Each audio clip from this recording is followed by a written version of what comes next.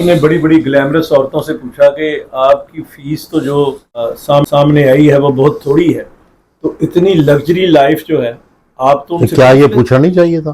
बिल्कुल पूछना चाहिए था, बड़ी अच्छी बात है। आप अगर किसी ने नहीं पूछा था तो ज्यादती थी ना। मैं जो सब आपसे पूछता हूँ कि ये सहाफियों का और सहाफत का और मीडिया का हालात तो बड़े दिगरगून ने।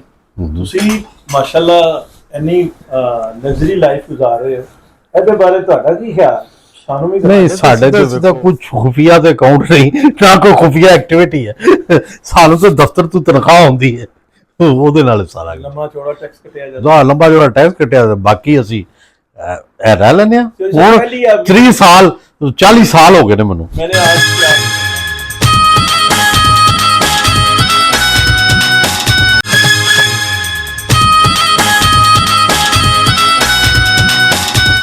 बच्चा जो है वो प्यार से नहीं माने तो फिर उसका कान पकड़ना पड़ता है। कहीं पर भी स्टेज अच्छी गाने ਤੇ ਸਰ ਪਾਬੰਦੀ ਲੱਗੀ है और कोई अपना पसंदीदा गाना तो नहीं आ गया? देखो मैं तो पाबंदियों के खिलाफ हूँ। सोसाइटियां पाबंदियों से नहीं चलती, नहीं आज़ादियों से चलती हैं। दुनिया आज़ादियों से आगे बढ़ी है, पाबंदियों से पीछे गई है। ये दुरुस्त है कि हो सकता है कि एक बाज़ औक़ात आपको, मैं बीमार हूँ तो मुझे इंजेक्शन लगवाना पड़ जाता है, लेकिन ये इलाज नहीं है। इलाज तो ये जो सब एक जो है ना लॉजिक नाल गल कर रहे हैं ना, जब आप बहुत माशाल्लाह ट्रैवल करते हैं, अमेरिका जाते हैं और भी दुनिया में, यूरोप भी आपका फेवरेट जो है वो, जब अमेरिका में कोई शराब पी के कोई ड्राइविंग कर सकता है, चलान नहीं होता सर? बहुत सख्त होता है, लाइसेंस भी कैंसिल हो जाता है, बंद भी हो जाते हैं। इत्थे जेड़ा गलत गल करता है, वल्गैरिटी करता है, उन्हें क्यों ना हुकूमत जो है उसकी वजह यह है कि देखिए दुनिया भर में जब सख्तियां की जाती हैं, पाबंदियां लगाई जाती हैं, सजाएं दी जाती हैं जिनका आप जिक्र कर रहे हैं, तो साथ उससे बड़े लेवल की आज़ादियां मौजूद होती हैं। मैंने खुदा दा वास्ता जब अमीर उल अजीम ना समझना, मैं ताड़ा नहीं मैं वही बात मैं अब बात समझाने के लिए करने लगा। सवाल यह है कि क्या क्रिएटिव ड्रामे की इस वक्त पाकिस्तान में, लाहौर में गुंजाइश है? नहीं, कमर्शियल ड्रामा छा चुका है। देखो जब से अमानुल्लाह और ये ड्रामा आया है, वो जो मॉरल ड्रामे थे, फैमिली ड्रामे थे, वो सब खत्म हो गए। अब सिर्फ दो ही चीजें हैं, डांस। मोनू भाई ने कॉलम लिखा था जो रशीद साहब ने बड़ी मुखालफत की थी, उन्होंने कहा कि जब कुत्ते, डॉग, आवारा जिनके वो पेट नहीं है लोगों के, वो कुचलों को अपना फेवरेट फूड समझ लें, तो क्या उनको कुचला जो है वो 3 टाइम देना शुरू कर दिए? तो ये सोसाइटी के ये बड़े लोग हैं, आप हैं हुक्मरान। नहीं हमने देखो वहाँ पे, मैं अलमरा के बोर्ड में हूँ, हमने वहाँ से वो जो ड्रामे थे उनको पहले वहाँ से यहाँ शिफ्ट किया अलमरा से, वहाँ पे दूसरा ड्रामा लाए जो अलहमरा तो बंद है ना सर, उन ड्रामे नहीं, ये वाला ड्रामा जो था, ये जिसमें ये चीजें होती थी, वो बतंग करके दूसरे जो असल ड्रामा है वो शुरू किया। इसी तरह फिर यहाँ कजाफी से भी अब खत्म कर दिया। अब अलमरा के किसी हाल में इस तरह के ड्रामे नहीं हो रहे। अच्छा, लेकिन क्वेश्चन ये है कि ये जो ट्रेडिशन बन गई है, मैं ना डांस के खिलाफ हूँ ना मजाक के खिलाफ हूँ, नहीं मैं तो इसका हामी हूँ, ना इस पर पाबंदियों का जो है वो कभी हक में हूँ। लेकिन क्वेश्चन ये है कि ना तो रेट ऑफ द गवर्नमेंट है।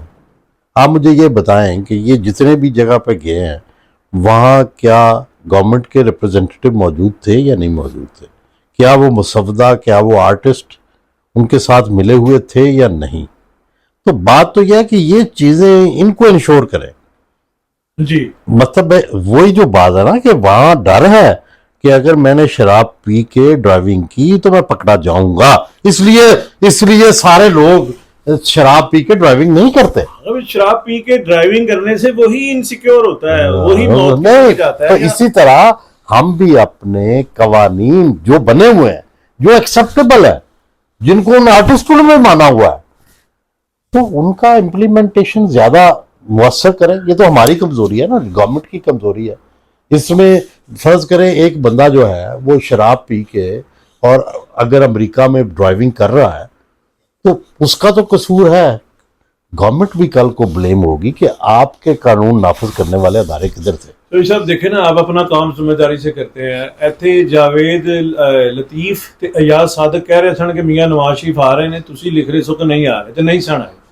आपकी मैं एज जर्नलिज्म स्टूडेंट 36 साल से मैं आपके काम को देख रहा हूँ, पढ़ रहा हूँ, साथ भी काम किया, तो आप अपना काम जो है रिस्पॉन्सिबिलिटी से करते हैं। और जर्नलिस्ट हैं, हामिद मीर हैं और हैं। तो क्या ये जो आर्टिस्ट हैं खड़े हो के, एक सीनियर आर्टिस्ट मेरा कह रहे हैं कि इस तरह बहना है तो इस तरह उठना है, इस तरह थले होना है तो इस तरह उत्ते होना है। नहीं, ये गलत है ना। देखो, इसके लिए कानून जो मौजूदा कवानीन है उनका मौसर नफाज करें और सोसाइटी के जरिए इसको इसके खिलाफ जो है वो मुहिम भी चलाएं। उसकी वजह यह है कि क्या होगा कि ये जो फाशी का कल्चर है ये कोई अल्टीमेटली क्रिएटिविटी नहीं जन्म दे रहा। ये स्वाय इसके कि सिफली जज्बात तो हमारे खुश होते हैं, उनके लिए भी होना चाहिए कोई इंतजाम, लेकिन क्रिएटिविटी को ना मारना नहीं चाहिए। सही सही। बुनियादी तौर पर मैं ये नहीं कह रहा कि भाई डांस ही बंद कर दें, ये कर दें, वो कर दें भाई, लेकिन जैसे अंजुम रशीद कहते हैं कि हीरा मंडी होनी चाहिए, आप भी कहते हैं। मैं कहता हूं कि सोसाइटी बजाय इसके कि सारे शहर में ये फैले, ठीक है, अब वो एक अगर Heera Mandi rules and regulations के तहत चले तो ज्यादा मुनासिब नहीं। सारे जितने आज तक जितने भी रूलर रहे हैं, अस्सलाम वालेकुम भट्ट साहब, व्हाट एन ऑनर सर। यार ऐसी चला दे इधर, भट्ट साहब इधर आ जाए, कमाल है। भट्ट साहब किस तरह आ गए इधर आओ ना, ਤੁਸੀਂ ਕੰਟੀਨਿਊ ਕਰੋ ਆਪਣਾ। मैं क्या जनाब, बेटे ऐसी चला दे।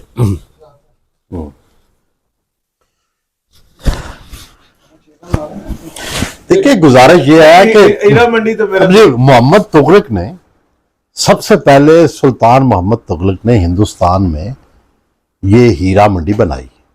सुल्तान मोहम्मद तो हाँ, वो उसको ऐशाबाद का नाम दिया। मकसद ये होता था कि भाई सोसाइटी का बजाय इसके कि सारे शहर में वो चीज़ फैले, भाई उसके लिए एक जगह बरतानिया में आप देख लें, अमेरिका में सोहो है, लंदन में, इसी तरह डेनमार्क में आप देख लें, हर जगह एक मखसूस जगह है, वहां ये हो सकता है। और अमेरिका के अंदर मसलन इजाजत नहीं है प्रोस्टिट्यूशन की, कोई प्रोस्टिट्यूशन, इवन आप किसी खातून से ये बात भी करें तो यू विल बी अरेस्टेड। लेकिन जहां जहां दुनिया में इजाजत है उसके लिए मखसूस इलाके हैं, मखसूस इलाके हैं, मखसूस उनके कोड है। मसलन जर्मनी में जो है, जर्मनी में और डेनमार्क में वो डरबों में बंद होती है, एक तरह का जिस तरह जानवर का केज होता है उसमें वो बैठी होती है, डरबों में बंद होती है।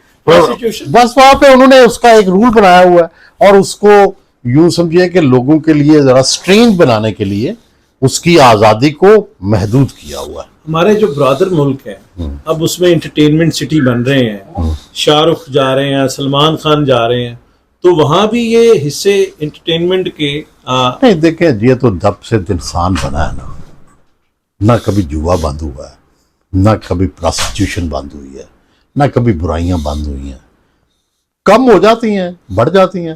तो आप मुझे बताएं, what is the oldest profession of the Mankind? Prostitution यही है, ठीक है। तो इसलिए हमारा काम ये है, हमारा काम ये नहीं है कि तलवार लेके इन सब के सर कलम कर दें। हमारा काम सिर्फ इतना है कि ये काम जो है कम से कम हो, ठीक है, आंख बचा के हो, शहर से हट के हो, ठीक है। दुनिया ने हमेशा, अब भी न्यूयॉर्क में सिटी के अंदर इजाजत नहीं है कोई भी चीज। मसलन मैं हूं ना, मैं अगर बहुत मॉडर्न हो जाऊं, मेरे बच्चे भी बहुत मॉडर्न हो जाएं, तो मैं इस एरिया में नहीं रह सकता। इस एरिया में नहीं रह सकता जहां लोग इतने मॉडर्न नहीं है। मैं इतना कंजर्वेटिव हो जाऊं कि मेरे फैमिली से कोई मिल भी ना सके और मैं भी किसी से ना मिल सकूं, तो तब भी मैं आउटकास्ट हो जाऊं। ठीक, आपने सोसाइटी से थोड़ा सा आगे रह के, ताकि आप प्रोग्रेस भी करें, चलना होता है। सिर्फ ये कि बिल्कुल बागी हो के, क्या कोई खातून या कोई मर्द ऐसा है जो शहर में नंगा होकर चले? नहीं चल सकते ना। आप या आपको पागल कहेंगे तो यहाँ आपको पत्थर मारेंगे अगर नॉर्मल है आप तो। ठीक है, इसी तरह आप आज के ज़माने में अगर बहुत ज़्यादा पसमानदगी का इजहार करेंगे तब भी आप आउटकास्ट हो जाएंगे। तो अज़मा बुखारी को फिर क्या आप ये पैगाम देंगे? नहीं, ये इस हद तक तो दुरुस्त है कि हमें इसको रोकना है। रोकने के तरीकेकार पे मुझे इख्तलाफ है। ठीक है, और ये जो और मैं समझता हूं कि साथ साथ वो कौन सा स्टेप हम लें कि ये डिस्करेज हो जाए। यार गरम सन समोसे थे नाल नाले भी खाते रहो, बट साहब लो घर दे होम मेड ने बड़े अच्छे ने, तुम प्लेटा लो चलिए मत कोई अदीब। ये जो बिल्कुल आपने तफसील से सारा मामला बयान किया है, लेकिन मेरी इसमें राय, मैं बिल्कुल आपका हम ख्याल हूँ, बल्कि ज़िंदगी में भी आपको फॉलो करते हैं और यहाँ तक पहुँचे हैं। आपको देख के आपके नज़रियात जो हैं वो, आप हमारे नज़रियाती लीडर भी हैं, हमारे सीनियर भी हैं।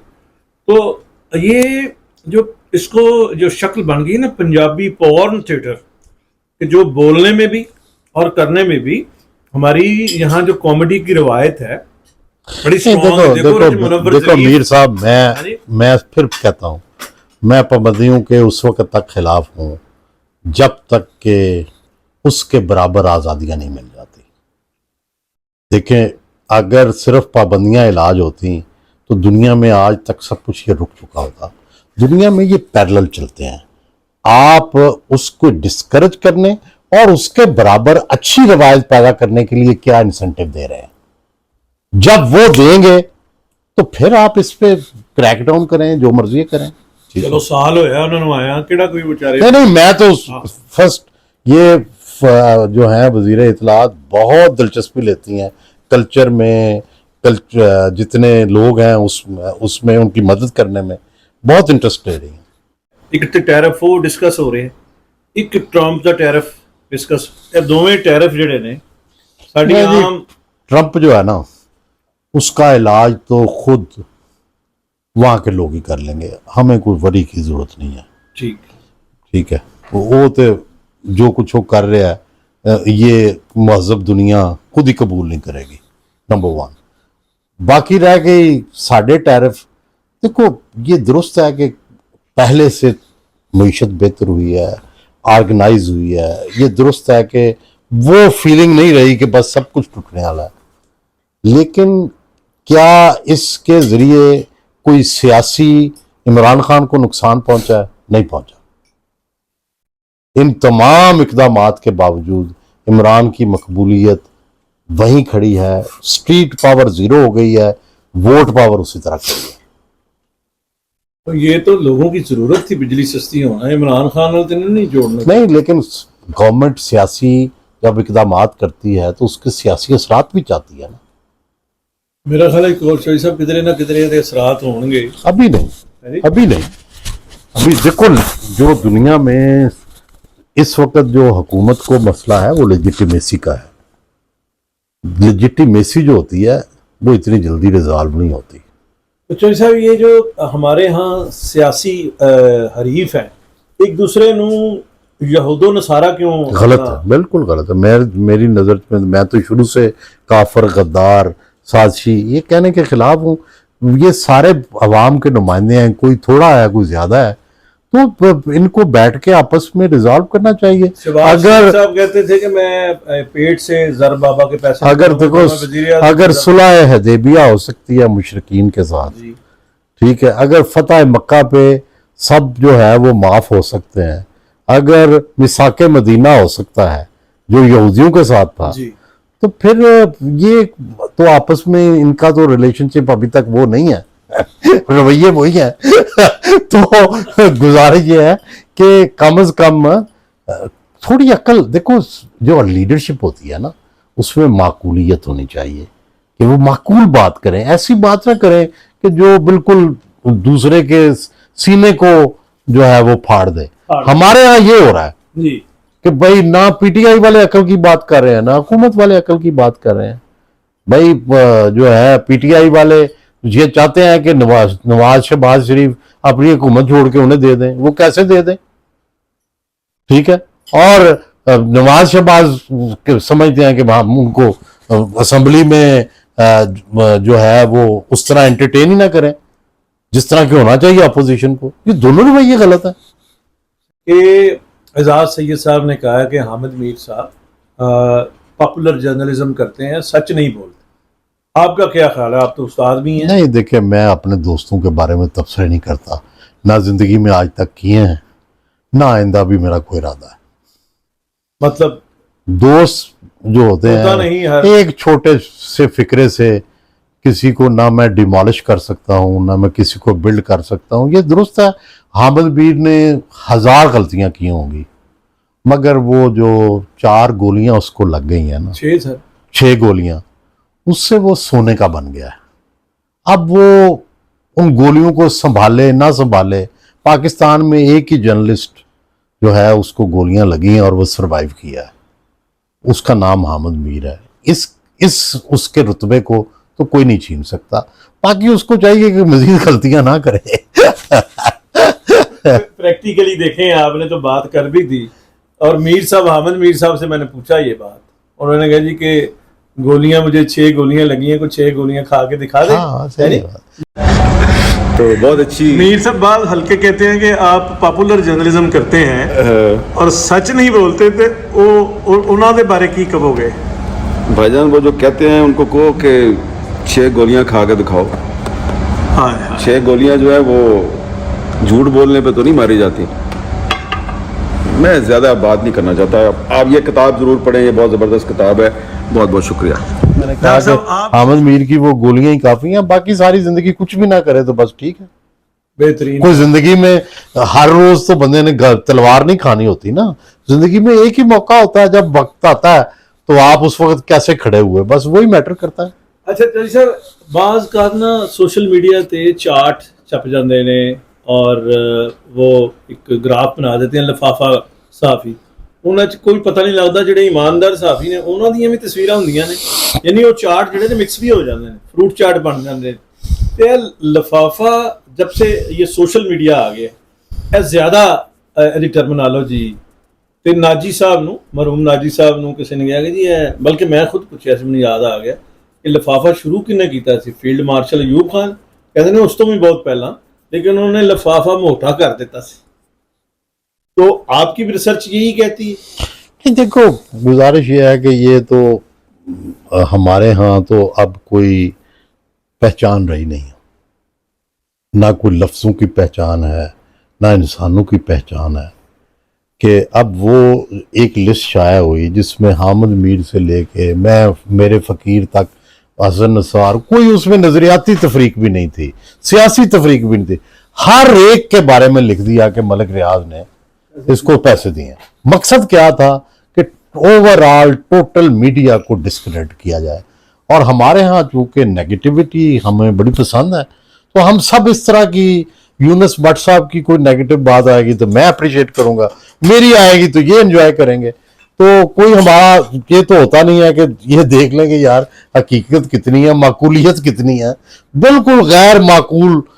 वो सारे स्टेट बैंक ने उस पर बाकायदा इन्वेस्टिगेशन कराई, मलिक रियाज ने वहाँ बयान दिया, वो कोई पढ़ने को तैयार नहीं है। रियासत, वो सुप्रीम कोर्ट का फैसला इफ्तिखार चौधरी का, कोई पढ़ने को तैयार नहीं है। बस फिर दोबारा 6 महीने बाद फिर कोई लिस्ट निकल आती है। तो लेकिन बात यह है कि वो भाई तारीख ने हर बंदे का फैसला करके छोड़ना है, ये को बगैर फैसला हुए यहाँ से नहीं जाना, किसी ने नहीं जाना। हाँ, इतनी तारीख का फैसला हो जाए। मरियम नवाज शरीफ का एक साल जो है हुक्मरानी का, उसकी क्या समरी है? मैं अभी देख रहा हूँ, ऑब्जर्व कर रहा हूँ, अभी कोई फाइनल वर्डिक्ट मैंने फैसला नहीं किया। She is doing well, but अभी कोई उसके असरात बहुत नीचे तक नहीं पहुंचे। वो 60 सफ़े के सप्लीमेंट छप रहे ने, उन्होंने 90 मनसूबे ने। मेरे मोहतात तबसरा वही है जो मैंने कर दिया। और शहबाज शरीफ साहब तो पिछले 35 साल मुश्किल हालात में शहबाज शरीफ स्पेस ना होने के बावजूद बगैर सियासत की हुकूमत चला रहे हैं।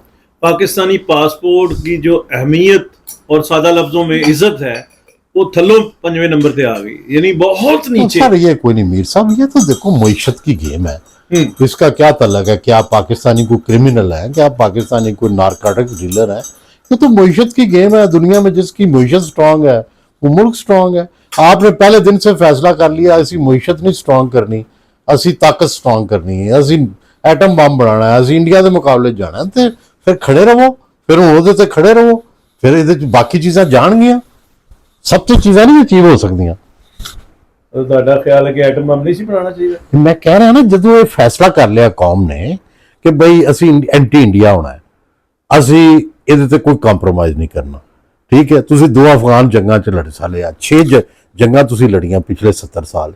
ਜਦੋਂ ਇਹ ਸਾਰੇ मैं तो नहीं फैसले किए ना ਤੁਸੀਂ ਕੀਤੇ, कौम ने फैसले कर ले, मुल्क ने फैसले कर ले, फौज ने कर ले, जिन्हें भी कर ले, सियासी हुक्मराना ने कर ले। ਜਦੋਂ वो फैसले कर ले तो ਉਹਦੇ कॉन्सिक्वेंसिस ने ना, कोई ये तो नहीं होता कि ਤੁਸੀਂ फैसले तो बाद कॉन्सिक्वेंसिस ना भुगतो, ये ਉਹਦੇ कॉन्सिक्वेंसिस ने। फिर या तो ਅਸੀਂ आखिए कि ਅਸੀਂ इंडिया की एक डोमिनियन बन जाइए, नेपाल बन जाइए, नहीं बनते। ਅਸੀਂ पहले दिन तो ਅਸੀਂ फैसला कर लिया कि ਅਸੀਂ नेपाल नहीं बनना, ਅਸੀਂ पहले दिन तो फैसला कर लिया कि ਅਸੀਂ इस्लामिक स्टेट्स के ਜਿਹੜੇ ਨਿਗਾਹਬਾਨ बनना है, ਅਸੀਂ सारी इस्लामी दुनिया के ਜਿਹੜੇ ने वो सुपरवाइजर होंगे। नहीं तो जिन्होंने सारे मुल्कों को, जुल्फकार अली भुट्टो साहब मेरी मुराद है, 1974 में ले आए थे, और यहाँ जो एजेंडा तय उसके बाद भुट्टो साहब भी गए, शाह फैसल भी गए।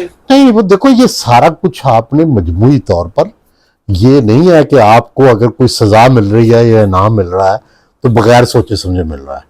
आपने ये सब कुछ किया है, इनवाइट आपने सब कुछ ये किया है, उसका इनाम है या उसकी सजा है, ये हमारे किए का सब कुछ सामने आया है। अगर हम आज इस्लामी दुनिया की वाहिद न्यूक्लियर स्टेट है तो हमने कुछ मेहनत की है तो अब हुआ है ना। अगर 6 जंगें हुई हैं तो हमारा कोई दुनिया से फटा था तो 6 जंगें हुई हैं ना। अगर आज की मीशत खराब है तो जो मुल्क जंगें लड़ते हैं उनकी मीशत खराब होती है। अगर आप दुनिया में आज वेस्ट में मशकूक हैं तो आपने उसके लिए कुछ किया है। जब वो 32 ममालिक नेटो में थे तो आप मुजाहिदीन के साथ थे। तो ये सारा कुछ बातें हकीकत हैं तो उसका नतीजा है ना। फिर नतीजे से क्यों घबराते हैं? जब आपने एक काम किया तो फिर उसका नतीजा तो आएगा ना। मैं फर्ज करो ये ग्राउंड जो है इसके फूल सारे उखाड़ के बाहर फेंक दूं तो जाहिर है वीराना हो जाएगा ना। किया तो मैंने खुद है, अब मैं कहूं वीराना क्यों हो गया? भाई खुद ही तो फूल उखाड़ के बाहर फेंक दिया। नहीं वो तो देखें ना चौधरी साहब, नवाज शरीफ साहब के दौर में भारतीय जनता पार्टी के वाजपेयी वो आए और उन्होंने यादगार पाकिस्तान में नहीं ना होने दिया आपने आपके उस वक्त की फौज ने, मजीद निजामी साहब ने और जमात इस्लामी ने मिलकर लाहौर में जो है वो हंगामा करवाया जी।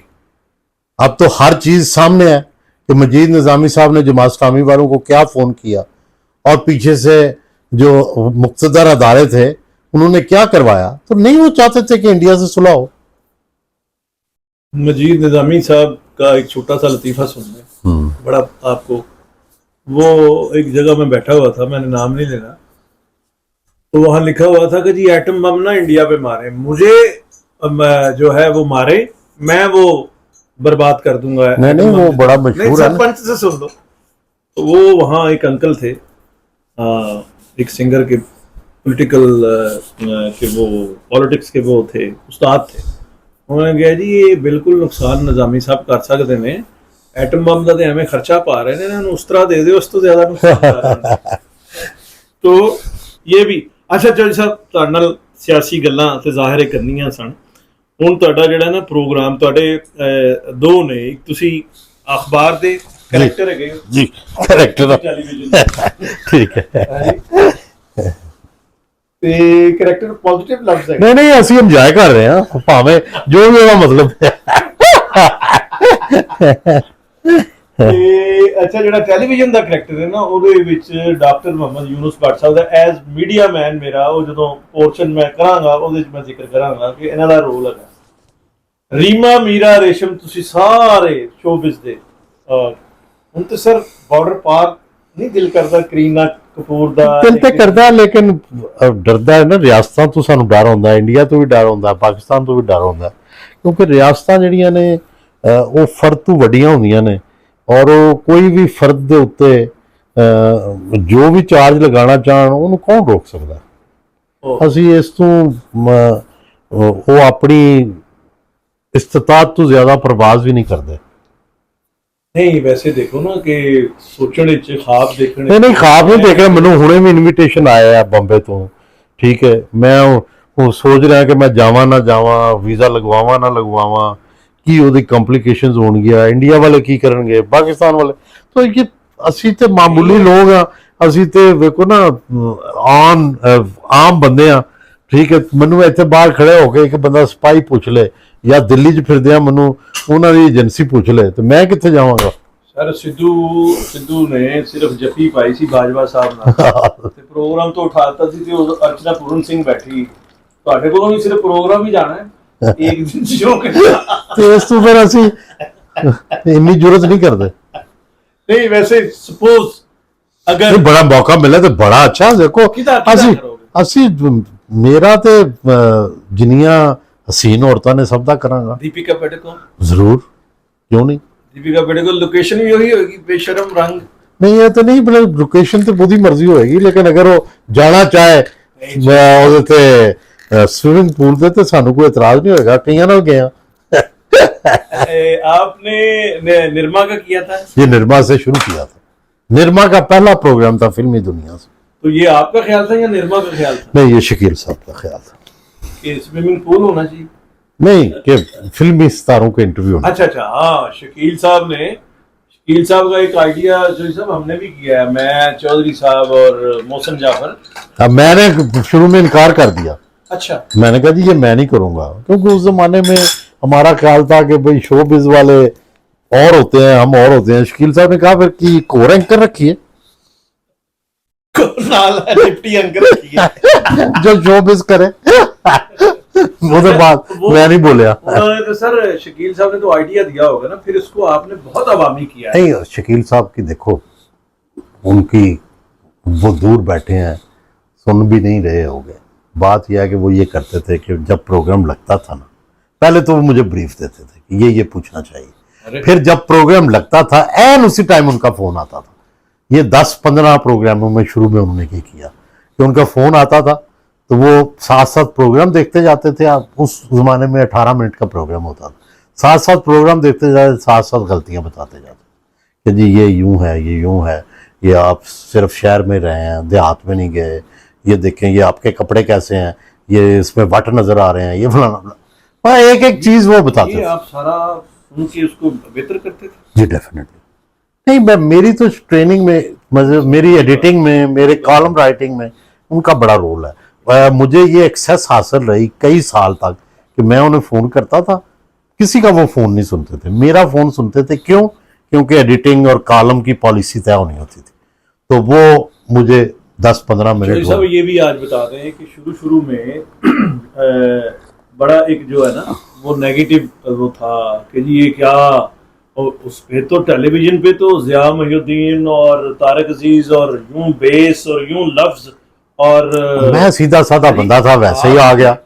आपने सीधा किया, तो वो शकील साहब का आपने बता भी दिया कि वो उनका मुझे वो आता था फीडबैक। देखो गुजारिश है, याद रखें, ये गुर मुझे तो पहले दिन से पता था, बीइंग एक जर्नलिस्ट के जी, कि इसमें लोगों का ख्याल है कि शक्ल अच्छी हो, लोगों का ख्याल है कपड़े अच्छे हों, लोगों का ख्याल है कि ये हो वो हो। मेरे ख्याल में सिर्फ एक चीज़ है, कंटेंट होना चाहिए सवाल में। मेरा काम, मुझे सिर्फ कंटेंट आता था, मैंने उस कंटेंट से प्ले किया है। जो मेरी ट्रेनिंग हुई थी अखबार की कि सवाल क्या पूछना है, किस तरह से पूछना है, मैंने वही पूछा बस। आपने बड़ी बड़ी ग्लैमरस औरतों से पूछा कि आपकी फीस तो जो सामने आई है वो बहुत थोड़ी है, तो इतनी लग्जरी लाइफ जो है आप तो क्या ये पूछना नहीं चाहिए था?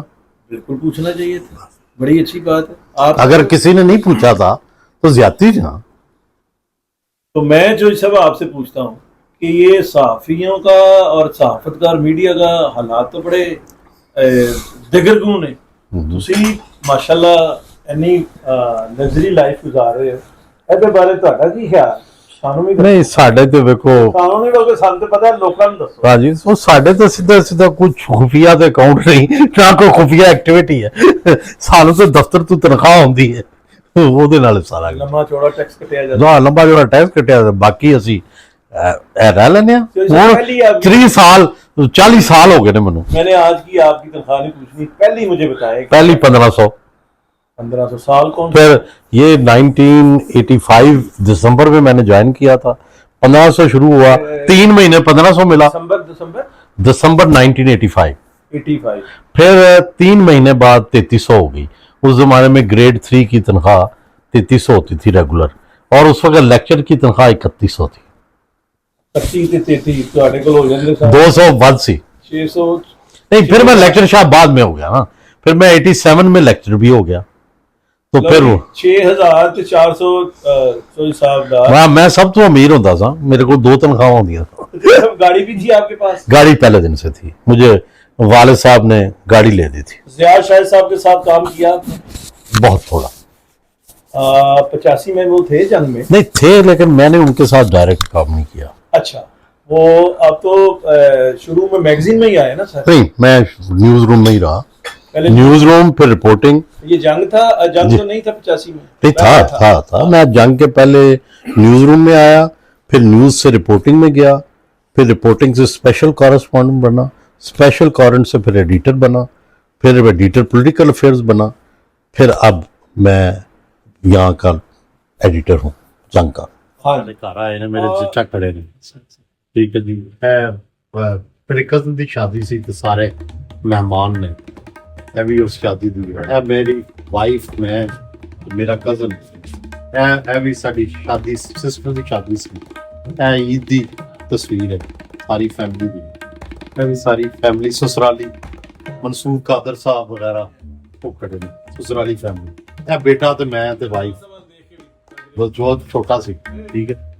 ਇਹ ਮੈਨੂੰ ਮਿਲ ਰਿਹਾ ਉਹ ਜਿਹੜਾ ਪ੍ਰਾਈਡ ਆਫ ਪਾਇਲਟਸ ਹੈ, ਬੇਨਜ਼ੀਰ ਭੁੱਟੋ, ਨਵਾਬ ਸਾਹਿਬ ਮੇਰੇ ਨਾਲ ਦੋਸਤੀ, ਸ਼ਕੀਲ ਸਾਹਿਬ, ਇਹ ਦੋਸਤਾਂ ਦੇ ਨਾਲ ਮੋਹਸਨ ਨਕਵੀ, ਤਾਹਿਰ ਚੌਧਰੀ। ਇਹ ਅਮਰੀਕਾ 'ਚ ਸਾਡੀ ਵਰਕਸ਼ਾਪ ਹੋਈ ਸੀ, ਤਲਤ ਹੁਸੈਨ, ਅਜ਼ਹਰ ਅब्बास, ਇਹ ਸਾਰੇ ਬੈਠੇ, ਠੀਕ ਹੈ ਜੀ।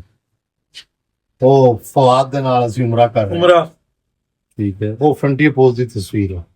ਇਹ ਫਿਰ ਮੇਰੇ ਸਕੂਲਸ ਦੇ ਤੇ ਹਾਈ ਸਕੂਲ ਦੇ, ਕਾਲਜ ਦੇ, ਫਿਰ ਐਫਸੀ ਕਾਲਜ ਦੇ, ਫਿਰ ਪੰਜਾਬ ਯੂਨੀਵਰਸਿਟੀ ਦੇ, ਇਹ ਸਾਰੇ ਮੇਰੇ ਸਰਟੀਫਿਕੇਟਸ ਨੇ, ਠੀਕ ਹੈ। ਇਹ ਫਿਰ ਜੀ ਮੇਰੇ ਬਚਪਨ ਦੀਆਂ ਤਸਵੀਰਾਂ ਨੇ। ਅਸੀਂ ਕੋਈ ਪ੍ਰੋਫੈਸ਼ਨਲ ਤਸਵੀਰ ਨਹੀਂ ਲਾਈ। ਇਹ ਸਭ ਤੋਂ ਛੋਟਾ, ਇਹ ਨਾਨਾ ਦੇ ਨਾਲ ਬੈਠਾ, ਇਹ ਟੀਚਰ ਨਾਲ ਬੈਠਾ, ਇਹ ਸਾਰੀਆਂ ਅਸ਼ਫਾਕ ਸਾਹਿਬ ਨੂੰ ਰਿਸੀਵ ਕਰ ਰਹੇ FC college Lahore as a student. ਇਹ ਹਲਫ ਲੈ ਰਹੇ ਹਾਂ, ਠੀਕ ਹੈ ਜੀ। ਇਹ ਫਿਰ ਪੰਜਾਬ ਯੂਨੀਵਰਸਿਟੀ ਦੀ ਤਸਵੀਰ ਹੈ, ਇਹ ਜੰਗ ਦੀ ਪਹਿਲੀ ਤਸਵੀਰ ਹੈ। बहुत ही कमाल आइडिया जी। है सर, बड़ा ਇਹ ਵੇਖੋ ਨਾ, ਇਹ ਸਾਡੇ ਘਰ ਦਾ ਹੀ ਜਿਹੜਾ ਨਾ ਗ੍ਰਾਮੋਫੋਨ ਹੈ। कितने सर? ਇਹ ਗ੍ਰਾਮੋਫੋਨ ਹੈ, हाँ है अंदर।